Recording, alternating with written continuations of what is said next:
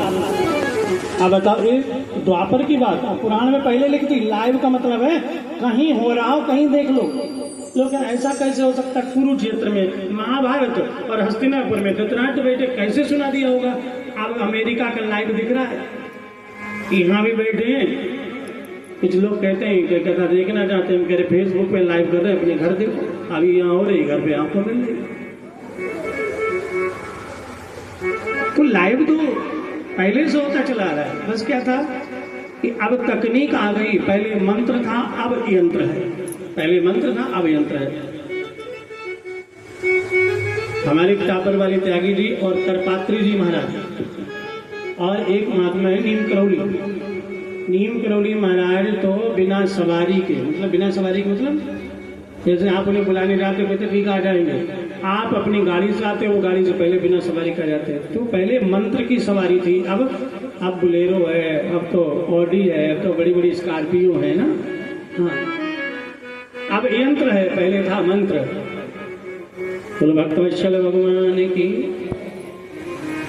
जब मैया मूर्छित हो गई, भगवान ने फिर माँ को उठाया। माँ बताओ ना, मैंने माटी खाई?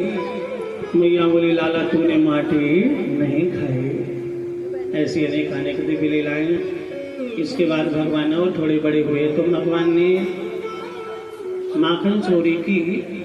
लेकिन बात यह है, भागवत में बहुत विस्तार में माखन चोरी नहीं, बत्सान मंचत भगवान बछड़ों को छोड़ देती हैं और गोपी गैया दूने जाती तो गैया लात मारती है। तो मैया से कहती मैया तेरो लाला मेरे गैया को बछड़ा छोड़ के दूध पिला देता है। तो भगवान कहते देखो मैया, हम तुम्हारे बच्चा हैं और तुम्हारा दूध हम ही तो पीते हैं, और गैया का बच्चा है उसका दूध चोरनी ले जाती है। ऐसे भगवान कहते हैं चोरनी है, गैया के बच्चे का दूध ले जाती है। गोपियां हंसती, छोटा सा बालक लेकिन बहुत बड़ी बात कह रहा है कि माँ के दूध पर अधिकार तो उसके बेटे का ही होता है। माखन चोरी की। ये जब चोरी करना गलत है तो क्या भगवान ने गलत किया? लेकिन भगवान कभी गलत नहीं करते। भगवान की कमी ढूंढो, भगवान कभी गलत करते ही नहीं।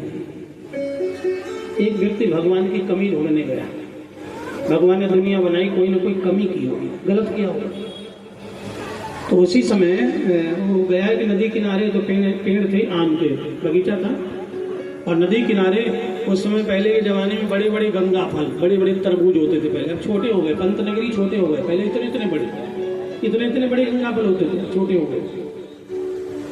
तो उसने कहा भगवान ने की कमी मिल गई।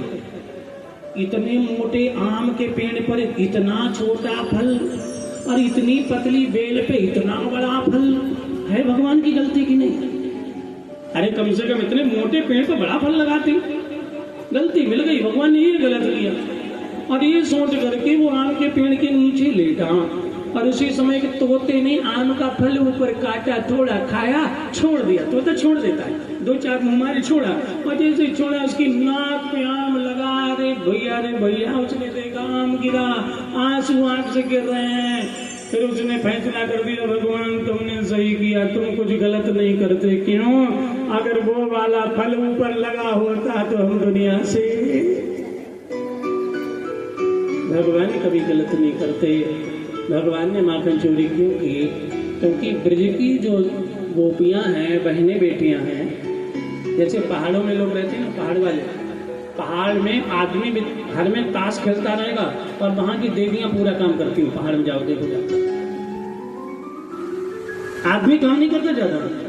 राजस्थान में भी देवियां ज्यादा काम करती हैं, पूरे खेती से लेकर सारा काम, और ये लोग मौज मस्ती करते हैं। ऐसे ही ब्रज में उस समय गोपियां जाती थी मार्केट में, मथुरा में दही बेचने, दूध बेचने, मक्खन बेचने। तो भगवान विचार करते हैं कि हम छोटे बालक, हमारी बात तो कोई मानेगा नहीं, लेकिन अगर हम माखन चुरा के खा लेंगे, मटकी फोड़ देंगे तो ये नहीं जाएंगे, क्योंकि जिस जगह दुष्ट लोग हों वहां पर हमारी बहन बेटियों को नहीं जाना चाहिए। ये भगवान की इच्छा थी। भगवान ने एक मंडल बनाया, माखन चोर का 4 मंडल। इसके सदस्य हैं मनसुखा, धनसुखा, दामा से दामा, मदन, संकीर्ण, मधु, मंगल, सुनामी। ये भगवान के बाल छका। मनसुखा ने कहा कि अगर पकड़े गए तो भगवान बोले चिंता मत करो, हमें एक मंत्र आता है, पकड़े ही नहीं जाएंगे। ऐसा भी मंत्र है भैया, अगर आप चोरी करना चाहते हैं तो पूरी चोरी कर लीजिए, आप पकड़े नहीं जाएंगे। लेकिन ये मंत्र आप बताने बंद कर दिए। वो मंत्र बताते हैं घर में धन आए, लक्ष्मी आए और विघ्न दूर हो। लेकिन ऐसा मंत्र बताओ तो बता दे चोरी करने का। बता दो महाराज, किसी का काम चल जाएगा। इसको सिद्ध करने पर थोड़े से सरसों के दाने उस घर में फेंक दीजिए जिसमें चोरी करनी है, आप फिर आराम से वो सोता रहेगा और आप कल लेकिन बताएंगे नहीं। सिद्ध कैसे करना है तो बताओ। शंकर भगवान की मंत्रों में शक्ति है वास्तव में। बागेश्वर सरकार नहीं, अवध सरकार है, अवध सरकार भी टीवी पे आ रहे थे, अवध सरकार। तो इन सबने सिद्ध किया है, जितने भी है ना इन्होंने सिद्ध किया है वास्तव में। अष्टसिद्धि नवनिधि के दाता, मंत्रों में शक्ति है वास्तव में, झूठ नहीं है। लेकिन हम सिद्धि ना प्राप्त करेंगे तो कम से कम जब जपेंगे तो उतना फल तो हमें मिलेगा, सिद्धि नहीं मिलेगी। लेकिन मंत्र के बदले जैसे आपने पैसा दिया उसके बदले सामग्री तो मिल जाएगी। भगवान ने उनको मंत्र बता दिया। चोरी करते हैं कैसे? बाहर से कुंडी लगती है, ताला नहीं पड़ता था अपने देश में, पहले ताला नहीं पड़ता था। देशभक्ति का गीत मैंने सुना था, उसमें ये चीज है। कौन सा? जहाँ डाल डाल पर सोने की चिड़ियाँ करती हैं, उसी में है।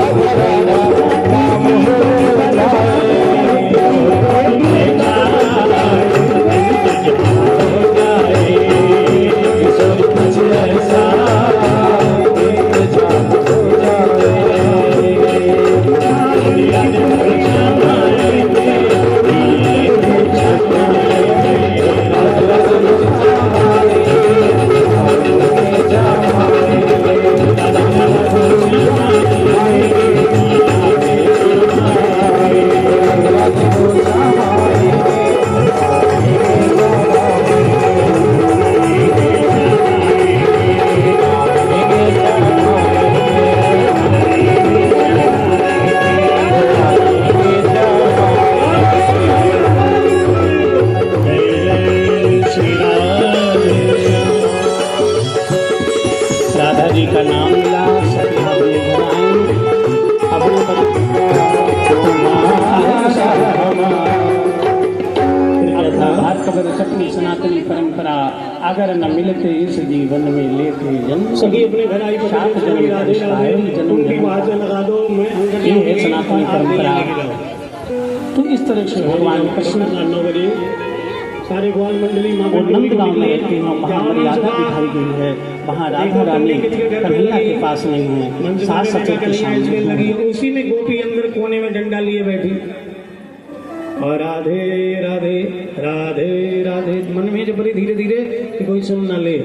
बस फिर क्या था, जैसे ही भगवान अंदर गए, मटकी फोड़ लीला जैसे शुरू की, तभी ग्वालें निकली और उसने ऐसा डंडा मारा कि भगवान कृष्ण वहीं गिर गए, और गिर गए ग्वाल तो भाग गए, लेकिन भगवान पकड़ गए।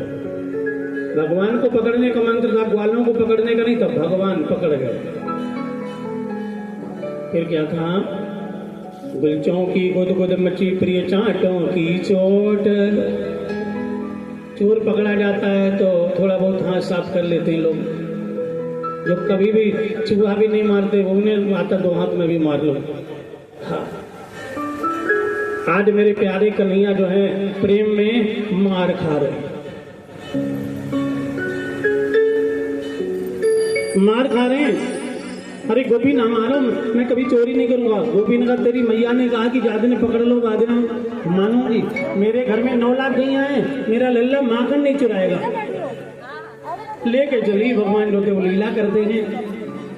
लीला क्या करते हैं, उस गोपी के ससुर जी जैसे दिखाई दिए तो उसने थोड़ा सा पल्लू कर लिया, और थोड़ा सा पल्लू किया, इतने में भगवान रोने लगे। गोपी मेरी कलाई में दर्द हो रहा है, और उसी का बेटा आ गया, दूसरी कलाई पकड़ ले, नहीं तो मेरी कलाई टूटेगी तो कल से तेरा हाथ काट देगा। फैसला तुरंत होता है, मुकदमा नहीं चलता, इसलिए अगर हाथ बचाना तो मेरा हाथ दूसरा पकड़। फिर क्या था, उसी के लड़के का हाथ उसको पकड़ा दिया, भगवान चले गए। मैया के पास गए, मैया देखो तेरा कन्हैया मेरे घर माखन चोरी करता पकड़ा गया। भगवान मैया के पास थे। मैया ने कहा, गोपी घूंघट तो उठाओ, तेरा है कि मेरा? जैसे ही घूंघट खोल के देखा तो अपना ही लल्ला था, एक थप्पड़ मार दिया। तू कहाँ से आया? अरे मुझे तो कन्हैया ने कहा, अम्मा का हाथ पकड़ लो, लड्डू मिलेंगे, लाओ लड्डू। माता ने एक और दिया। इतने दिन बाद तो चोर पकड़ा, तूने छुड़वा दिया। मैया गैया की कसम, तेरे लाला ने नाखन चुरायो, मैंने पकड़ लियो। एक और गोपी खड़ी थी, वो भी शिकायत लेके आई, मैया तेरे लाला ने मेरी पिटाई करवाई। मैया ने कहा, कैसे? बोले मैंने राधा जी से मंत्र पूछा, कन्हैया कैसे पकड़ा जाएगा? राधा जी ने कहा, राधे राधे बोलो। मैं राधे राधे बोल रही थी, कोने में बैठी थी, तेरा लाला आया और मैंने पकड़ लिया। मैं बांधने लगी, लेकिन मैं ठहरी भोरी भाली गुजरिया, मेरे से ये नहीं बंधा। तो मुझको मुस्कुरा के हंसते हुए बोले, भाभी जी बांधना नहीं आता। मैंने कहा, कहाँ गांठ लग रही? बोले, देखो हम बताते हैं कैसे बांधते। भाभी जी अपने हाथ थोड़े पीछे करो, चोर को आगे हाथ करके बांधोगे तो मुक्का मार के भाग जाएगा। पीछे हाथ करके बांधो, हमेशा पुलिस पीछे हाथ करके बांधो, पीछे करके बांधना चाहिए। चोर जब भी पकड़ो हाथ पीछे, कमजोर हो जाता है। भाभी जी लाओ हाथ पीछे, पीछे हाथ ले गए, बढ़िया सफल। देखो भाभी जी ऐसे बांधते हैं चोर को, लेकिन ऐसे छोड़ दिया तो बंधा हुआ चला जाएगा। अब देखो इधर आओ, जरा इधर आओ। तो उसी के एक छप्पर था, उसमें लकड़ी का खंभा लगा था, वहां ले गए। बोले देखो ऐसे गांठ लगा के बांधते। ठीक है, बांध गए ना, बांध दे। बोले हाँ ऐसे बांधते। पता चल गया? बोले चल गया। फिर मैंने कहा कि अब खोल तो दो। भगवान बोले, यही तो कमी है, बांधना आता है, खोलना आता ही नहीं। अरे मैया तेरे लाला मेरी मटकी उठा के लायो, मेरे सामने अंगूठा दिखा दिखा के माखन खा। मुझे गुस्सा आ रही, मेरा ही माखन, मेरी मटकी, मैं बंधी पड़ी हूँ चोर के द्वारा। और मैया हंस के बोले, भाभी जी बहुत मीठा है, मीठो तेरो माखन खा ले गोपी, रस अमृत सा बरसे, या माखन को 3 लोक में सारी दुनिया तरसे। थोड़ा सा खा ले भाभी, अमृत है ये। अब एक बात का उसे बांध के डाल दिया, अगर माखन खाएगी गुस्सा के मारे। तभी भगवान बोले भाभी तुम्हें भाई साहब की भैया की कसम थोड़ा खा लो। भैया आप बताओ उनकी कसम में कैसे न, जैसे ही मैंने मुंह खोला इन्होंने माखन भरा और तब तक मेरे पति देव आ गए और ये खिड़की से कूद गए। अब जो हुआ सो मैं जानती हूँ। बता ऐसे ऐसे तुझे मना कौन करता? तुझे खाना था तो हाथ खोल के खा लेती, ये ढोंग करने की क्या जरूरत थी? मुझे कोई बांध के खिला गया और फिर मेरी पिटाई मेरे पति ने लगाई, तेरे लाला ने करवाई। भगवान बोले अमृत सा माखन ना खाने देती है ना खिलाती है, तो ऐसा ही हाल होगा। और जो मुझे माखन खिलाएगा वो मौज में रहेगा और जो नहीं खिलाएगा वो ऐसे ही बंधा रहेगा। बोले भक्तवत्सल भगवान की। भगवान के सामने अनेक अनेक गोपियां शिकायत के लिए खड़ी हैं। मैया समझ गई तो मैया ने कहा कि हे गोपियों, मेरे लाला ने जो गलती की है मैं क्षमा चाहती हूँ। क्यों? बुरा मत मानना। माटी की मटकी फूटी पीतल की ले जाओ, माखन के बदले लोदा घी का तुम ले जाओ। बीत गई जिंदगी भई खुशहाल, बुढ़ापे में पायो मैंने प्यारो नंदलाल, प्यारो नंदलाल। ये माखन चोरी लीला। इसके बाद में भगवान जो थे एक दिन, जैसा कि हमारे कपिल पांडे जी ने भी सुनाया था कथा में, कि मैया एक दिन दधि मंथन कर रही थी, भगवान का स्तनपान करने हेतु आए। मैं दुग्ध पान कराने लगी तो हांडी में से दुग्ध गर्म होकर उबलने लगा। मैया संभालने गई, तब तक भगवान ने दही मही की खींच कर दी, मक्खन बंदरों को खिलाया, ग्वालों को खिलाया। मैया ने भगवान को बांधने के लिए रस्सी ली, और रस्सी लेकर के मैया जो थी भगवान को बांधने लगी। लेकिन उस रस्सी में न्यूनम 2 अंगुलम, 2 अंगुल रस्सी छोटी पड़ गई। इसका मतलब कथा का भाव भी समझना चाहिए। केवल ये नहीं कि हम कहानी सुन के चले गए। कथा का भाव रस्सी छोटी क्यों पड़ गई? क्योंकि रस्सी, संसार में 3 गुण हैं, सत्वगुण, रजोगुण, तमोगुण, और सबसे बढ़िया गुण है सत्वगुण। सत्वगुण जिसके अंदर है वो जीवन में किसी का बुरा नहीं कर सकता। रस्सी तमोगुणी, यानी बैल के गले में पड़ी उसे दुख देती है, बंधन डाल देती है। और कोई फांसी अगर लगाए तो रस्सी से ही लगती है, मौत दे देती है। तो रस्सी ने कहा मैंने भगवान का दर्शन कर लिया है, अब मैं दुख किसी को नहीं दूंगी। मतलब स्वभाव बदल गया कथा में आके भैया। और अगर बुरे कर्म ना छूटे तो समझना कि कथा में आना गलत है। बुराई अगर ना छोड़ पाओ तो। एक आपको प्रेरक कथा सुनाते हैं। एक राजा था, एक राजा था। राजा की उम्र बहुत हो गई, तीसरा पल चल रहा था, चौथा पल आने वाला था। उसने सोचा हम बूढ़े हो जाएंगे, तो एक नृत्य का कार्यक्रम उसने कराया। नाचने वाली सबसे अधिक पैसे लेने वाली बुलाई, स्टेज प्रोग्राम, पूरी जनता को बुलाया, अपने गुरु जी को भी बुलाया, और गुरु जी को सोने के सिक्कों से भरी थैली दी। गुरुदेव जब कोई बात इसकी अच्छी लगे तो थैलियों की वर्षा सोने के सिक्कों की कर दे। गुरुजी भी राजा के थे, पब्लिक भी थी। नाच शुरू हुआ, रात भर नाच हुआ, और सुबह बज गए 3:30 पौने 4 करीब। उसी समय तबला वादक को नींद आई। अब वो नाचने वाली कैसे कहे कि रुक दो, तुम्हें नींद क्यों आ रही, तुम पब्लिक के सामने कैसे गए? तो उसने बहुत बड़ी बात कही तबला वादक को देख के कि बहुत गई तोड़ी रही सो बीती जाए, थोड़े सुख के कारण भैया काहे कलंक लगाए। अरे बहुत बीत गई, थोड़े बस 1 घंटा और बजा दे, बस अपना पूरा हो गया। इसलिए गुरु जी को इतनी अच्छी बात लगी कि सोने की थैली ले डाल। उसने सोचा कि हमारी बात इनको बढ़िया लगी, पूरी रात में कोई पैसा नहीं आया, सोने की थैली आ गई। अब तबला वादक को आंखें बंद करके कहा थोड़ी झूठ मूठ के जरा सोने का नाटक कर, फिर मैं बड़ी बात कहूँ। तबला सोने का नाटक करने लगा। उसने कहा बहुत गई थोड़ी रही सो बीती जाए, थोड़े सुख के कारण काहे कलंक लगाए। तभी उस राजा की बेटी ने अपना नौलखा हार उसको दे दिया। सुनिए पूरी कथा बड़ी ज्ञान की। थोड़ी देर में उसने फिर वही बात जब कही तो राजकुमार ने सोने का मुकुट जो था उसको दे दिया। राजा ने कहा रुक जाओ, अब यहीं पर बंद करो। अब आज पता चल जाए कि पूरी रात में ना तो गुरुजी ने एक सिक्का दिया, ना मेरी बेटी ने कुछ दिया, ना बेटे ने। पहले गुरुजी आपसे पूछता हूं, माँ ने पूरी रात में नहीं दिया, अब क्यों दिया? तो गुरुदेव ने कहा कि इसने बहुत अच्छी बात कही, बहुत गई थोड़ी रही, थोड़े दिन को संसार में आए। कहाँ हम जैसे पीले कपड़े वाले महात्मा माला जपने का समय इसका नाच देख रहे हैं। धिक्कार है, धिक्कार हमको। थोड़ी जिंदगी मुंह हम कलंक लगा रहे नाच देखने का, इसलिए इसकी बात बहुत अच्छी है, मैंने दे दिया। सही में थोड़ी बहुत जिंदगी जो बची है, धिक्कार है। अब तो लग जाओ हरि की भक्ति में, छोड़ो दुनिया के नाटक, दुनिया की फिल्में, दुनिया के ताने, और लग जाओ ठाकुर जी के भजन के बहाने। फिर बेटी से बोला, बेटी तूने नौलखा हार दे दिया, नौलखा। पिताजी बहुत अच्छा किया। इसने बहुत कहा थोड़े सुख के कारण काहे कलंक लगाए, थोड़े सुख के कारण कई बहन बेटियां अपनी इज्जत दांव पर लगा देती हैं, माँ बाप की इज्जत दांव पे लगा देती हैं। उसके बाद दर दर भटकती हैं कि हमको इस्तेमाल करके छोड़ दिया, फिर उनकी इज्जत भी जाती है, उनके सुख भी जाते हैं। थोड़े सुख के लिए उन्होंने सब बर्बाद किया।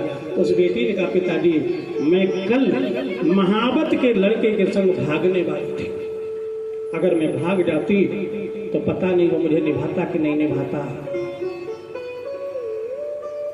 लेकिन आज इसने मेरे आंखें खोल दी। आखिर एक दिन मरना है तो कलंक लेके क्यों मरे, शान से मरेंगे। पिता बड़े खुश हुए, बेटी तूने मेरी लाज रख ली और मैं आज ही स्वयंवर रचूंगा और तेरे लिए सुंदर दूल्हा ढूंढ कर तेरा विवाह करूंगा।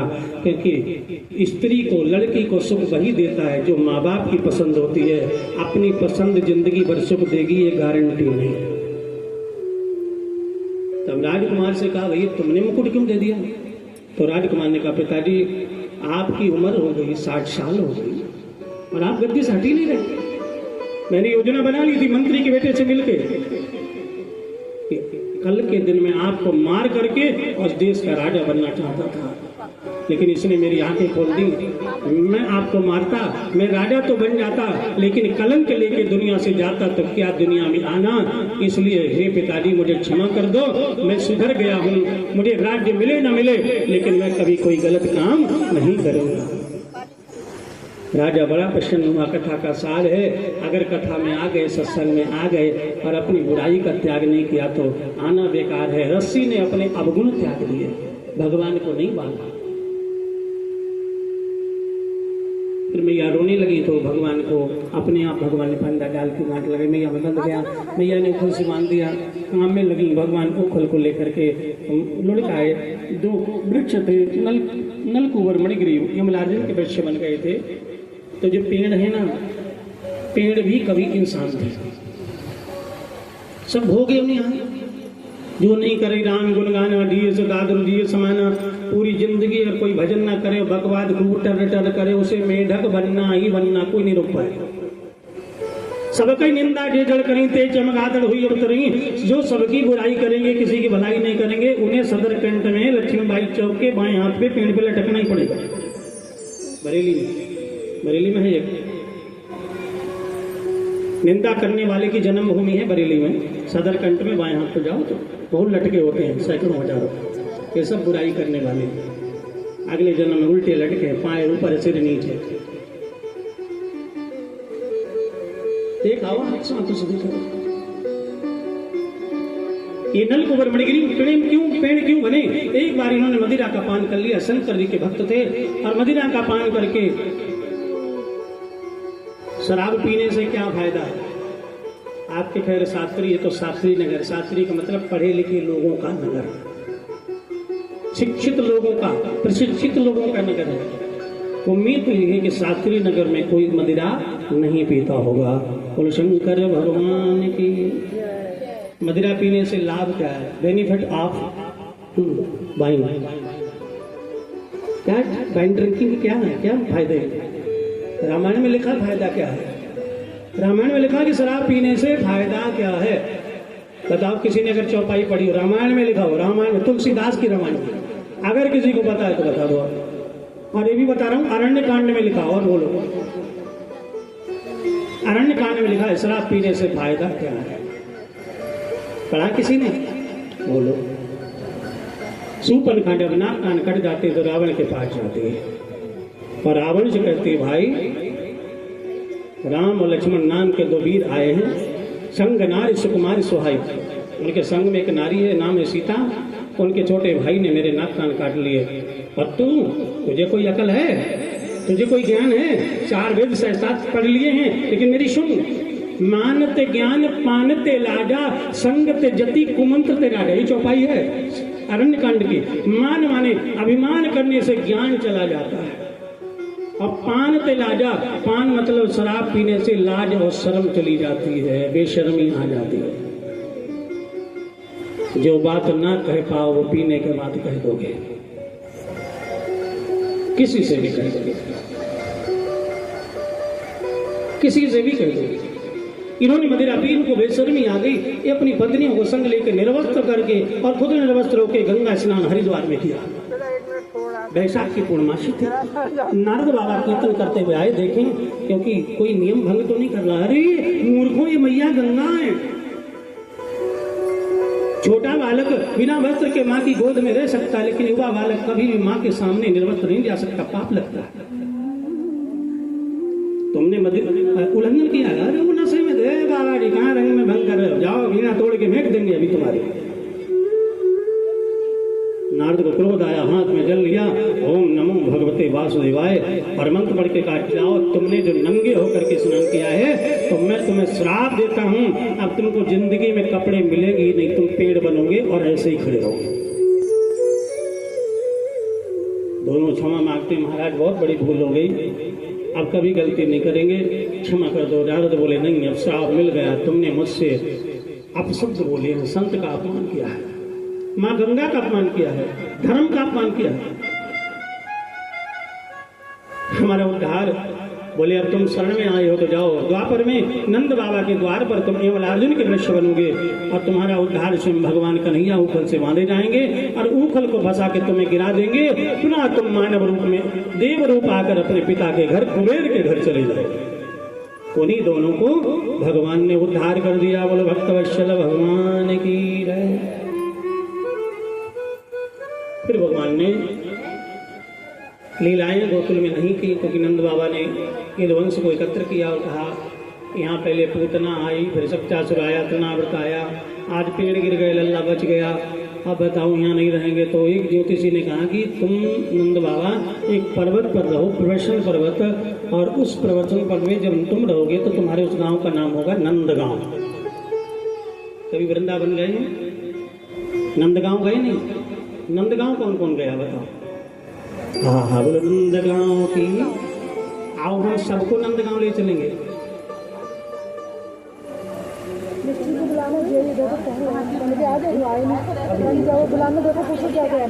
नंदगांव में हम भी गए, बांके बिहारी मंदिर में जाओ, कहीं जाओ, लेकिन नंदगांव में एक बहुत अच्छी चीज है कि नंदगांव में जो दर्शन होता है वो नंद बाबा, यशोदा, राधा, मनसुखा, धनसुखा, गैया सबका होता है। कैसे है सुनो, देखो, हम लोग पहुंचे, ऊपर चढ़ के गए तो ऐसे ही मंदिर बना जैसे हम लोग ऐसे इधर को मंदिर बना।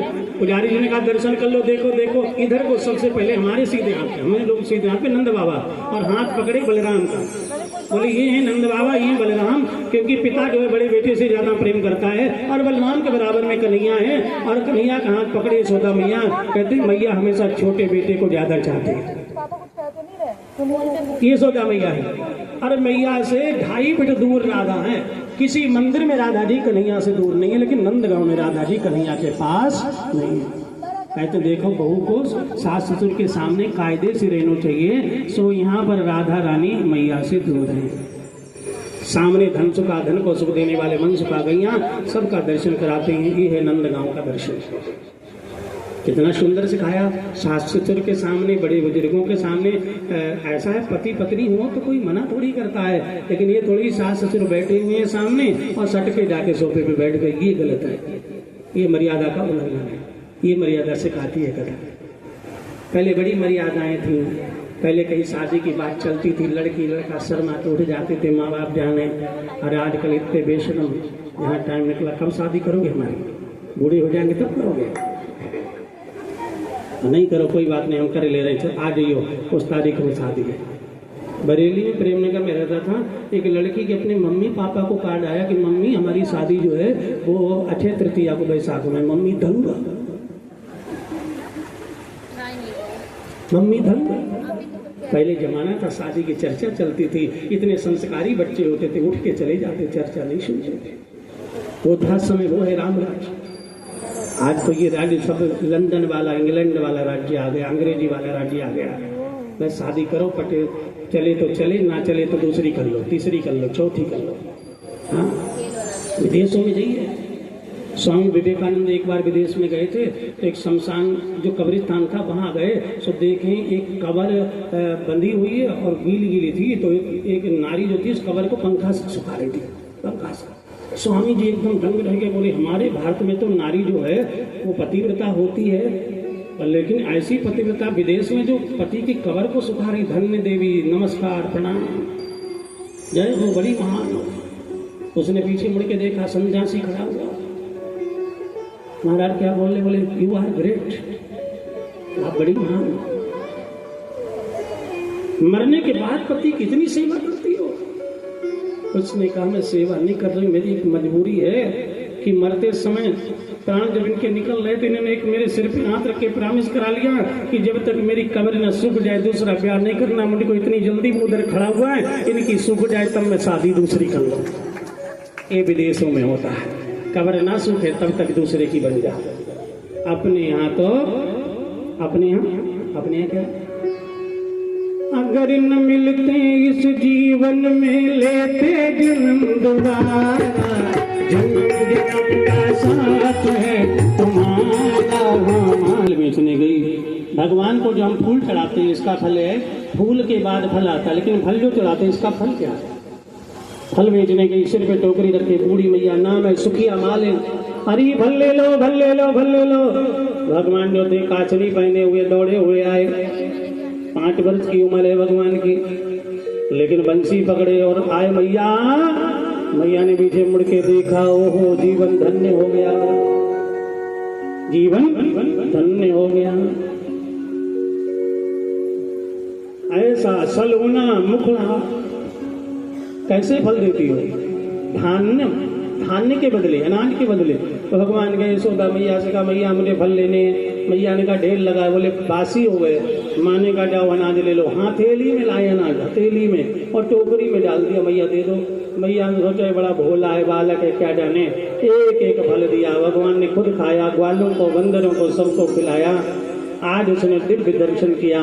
जिंदगी में बहुत दुकानदारी की, लेकिन सच्ची सौदेबाजी याद हुई कि प्रेम की सौदा है। प्रेम का सौदा बहुत बड़ा है, बिकी भी गए और दाम न आए। बूढ़ी मैया जो है टोकरी जो है अपने सिर पे रखे बावरी हो गई। ओहो बांके बिहारी कि देखे छटा मेरो मन होए गयो लिखात। भगवान को फल चढ़ाने का फल है धन दौलत और पुत्र पुत्र वधू की सेवा मिलती है। बोलो भक्तवत्सल भगवान की। आगे कार्तिक मास के कृष्ण शुक्ल पक्ष अष्टमी तिथि को भगवान को गौ चारने के लिए भेजा गया। गौ पूजन हुआ। बोलो गौ माता की। भगवान जाते हैं, छोटी छोटी गैया, छोटे छोटे ग्वाल, छोटो सुमेरो, मदन गोपाल। वही 3 राक्षसों का आगमन होता है, अघासुर, बकासुर, बत्सासुर। अघासुर अजगर बन के आया, भगवान ने वध किया। बकासुर बगुला बन के आया, भगवान ने मारा। और बत्सासुर बन के आया बछड़ा, भगवान ने उसका भी वध किया। इसके पश्चात ब्रह्मा जी को मोह हो गया। भगवान एक दिन ग्वालों की जूठी हुई खा रहे थे रोटी। इन ग्वाल मुंह से काट रहा, भगवान छीन के खुद काट के खा रहे हैं। अब ब्रह्मा जी को शंका हो गई कि ग्वाल बताओ इतने पवित्र तो नहीं है, लगता है ये हमारे भगवान नहीं है, जूठी खा रहे हैं। लेकिन जूठा मालूम क्या है? भगवान ने सबरी के जूठे बेर खाए, कन्हैया ने ग्वालों का जूठा खाया। जूठा क्या होता है? झूठा प्रेम का प्रतीक होता है। कई बार कुछ पत्नियों, अब तो खैर शादी वाले दिन ही हो जाता है, पहले के जमाने में क्या था कि पत्नी को पति का जूठा खाना चाहिए, लेकिन जब से बराबरी का समय आया, पति अगर ना खाए तो पत्नी कहती तुम हमसे प्रेम ही नहीं करते, हमारा जूठा नहीं खाते। जूठा प्रेम का प्रतीक होता है, कई तो शिकायत करती। इसलिए कई बार हमने देखे तोता मैंने जहाँ जाते एक ही प्लेट लेते, एक उधर से चम्मच ली उठा, एक उधर से दिखा। लेकिन हमारे सनातन में ये नहीं। हमारे जब शिव पुराण में बताया, पार्वती माता को ज्ञान दिया गया तो कहा जब पतिदेव भोजन कर लें, जैसे ठाकुर जी को हम भोग लगाते हैं तो वो प्रसाद भक्त के लिए होता है, ऐसे पत्नी के लिए पति भोजन कर ले, उसके बाद अगर उसमें जीवे तो उसका लाभ गुना फल होता है।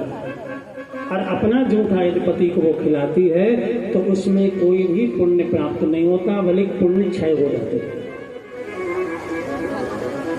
अब खिलाओ ना खिलाओ भगवान जाने, हमारा काम था बताना, खाओ खिलाओ तुम जानो तुम्हारा काम है। बोलो भक्तवत्सल भगवान की। ब्रह्मा जी मोहित हुए, ब्रह्मा जी ने ग्वालों का हरण किया, बछड़ों का हरण किया। जैसे ग्वाले वैसे बछड़े भगवान ने रूप बनाए, भगवान ब्रजमंडल में रहे। साल भर बाद ब्रह्मा जी देखने आए, अरे ये तो ग्वाल यहाँ भी है, बछड़ा यहाँ भी। ब्रह्मलोक में देखा बछड़ा यहाँ भी है। तब नारद ने कहा पिताजी ये पूर्ण ब्रह्म परमात्मा श्री कृष्ण भगवान हैं और इनकी लीला कोई नहीं जान सकता, कोई नहीं, कोई नहीं। तेरी माया का न पाया कोई पार, लीला तेरी तो ही जाने। तेरी माया का न पाया कोई पार, लीला तेरी तू ही जाने। तू ही जाने श्याम, तू ही जाने, तू ही जाने श्याम, तू ही जाने। भक्तों का बेड़ा पार, लीला तेरी तो ही जाने। हो करता भक्तों का बेड़ा पार, लीला तेरी तो ही जाने। तेरी माया का न पाया कोई पार की लीला तेरी।